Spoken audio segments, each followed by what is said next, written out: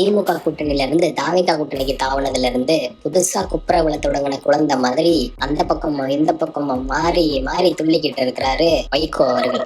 Daddy அவர்களே, துணை daddy அவர்களே, அப்படியான ஒரு கிண்டலாகத்தான் விசிக தலைவர் திருமாவளவன் அவர்கள் குறித்து வைகோ அவர்கள் நக்கலா சொல்லியிருக்கிற ஒரு கருத்து அமைஞ்சிருக்கு. இன்னைக்கு அவர்கிட்ட செய்தியாளர்கள் திருமாவளவன் அவர்கள் திமுக கூட்டணி குறித்து முன்னுக்கு பின் முரணான கருத்துக்களை சொல்லிக்கிட்டு இருக்கிறாரு அப்படின்னு கேட்டதுக்கு திருமாவளவன் கருத்துக்களுக்கு நோபல் பரிசே கொடுக்கலாம் அப்படின்னு சொல்லியிருக்காரு. நோபல் பரிசு கொடுக்கப்பட வேண்டிய கருத்து. திருமாவளவனை இப்படி நக்கலா பேசியிருக்கிற வைகோ அவர்கள் அமைச்சர் கீர்த்தனா குறித்து கேட்ட கேள்விக்கு என்ன பதில் சொல்லியிருக்காரு அப்படின்னா, அது என்ன நடந்தது பற்றிய முழு விவரம் தெரியாமல் அதை பற்றி நான் கருத்து சொல்ல விரும்பவில்லை. வைகோ அவர்களோட இந்த பதில பார்க்கும்போது நடிகர் ஜெயங்கரவி அவர்கள் ஒரு முறை நடிகர் சங்க எலெக்ஷனுக்கு ஓட்டு போட வரும்போது மீடியாக்காரங்க கேள்வி கேட்பாங்க, அதுக்கு சொன்ன பதில் தான் ஞாபகத்துக்கு வருது.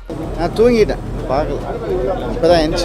அரசு பள்ளிக்கு போய் அமைச்சர் கீர்த்தனா அவர்கள் ஆய்வு செஞ்ச விஷயம், அங்க நடந்துகிட்ட விஷயத்த பத்தி தமிழ்நாடே பேசிட்டு இருக்கு.